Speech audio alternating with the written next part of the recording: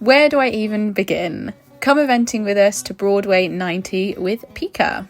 Got him all platted up and loaded onto the trailer, ready to head off. When we arrived, I took my two little eventing mascots, Chipper and Teasel, to walk the last few jumps of the cross-country course, as I was going to do the rest after my dressage, and then also have a look at the show jumping and watch the course to learn it. Whilst I was doing this, Mum got Pika off the trailer and gave him a little hand graze.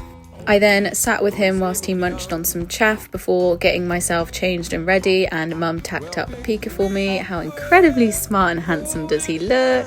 You know I have to show you Mum's tail plait, she just can't be beaten. I hopped on him, he was nice and relaxed, and we headed off to do our dressage test. Spoiler, I didn't come out the test that smiley. Started off with some lovely trot work. We just need to work on getting him a little bit more supple through his body. Unfortunately, I don't know what came across him in the canter transition. Whether it was the lorry spooking him or not, I do not know, but I so nearly hit the floor. You can see when he bucks and then spins, his neck comes up and smacks me in the face. I went so dizzy and I thought I was going to be knocked out. Luckily, I was not. Somehow managed to save it. We ended up out the arena, which not really meant to do in a dressage test, but the judge didn't comment on that.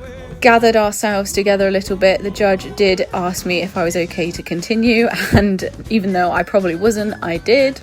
We survived the next canter transition, thank goodness. At this point I could feel my lip swelling up so quickly.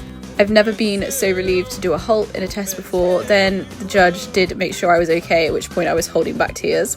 Got off my little monster as I had to dash and walk my cross-country course, so Mum took him back to the trailer and I took Teasel to walk cross-country. Although I did have a bit of a headache from Pika's headbutting, we did decide to continue. Perhaps we shouldn't have, but you live and learn. So in the show jumping, he actually felt like he was jumping the jumps really well. He was just a bit feisty trying to bring him back for transitions, but it was quite a twisty-turny course. So he jumped clear up to this point and then it all went a little bit wrong. He landed from fence 8 and we were meant to be turning right, which clearly didn't happen. He had a bit of a moment, so I thought I'd just bring him back to trot, do a nice big circle and try and do a nice canter transition and continue there and everything would be okay, but unfortunately it wasn't.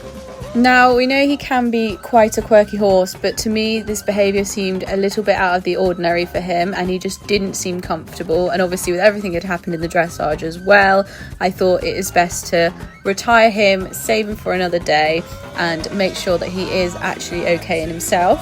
So we have the vet coming out on Friday to check him over and do a gastric scope on him.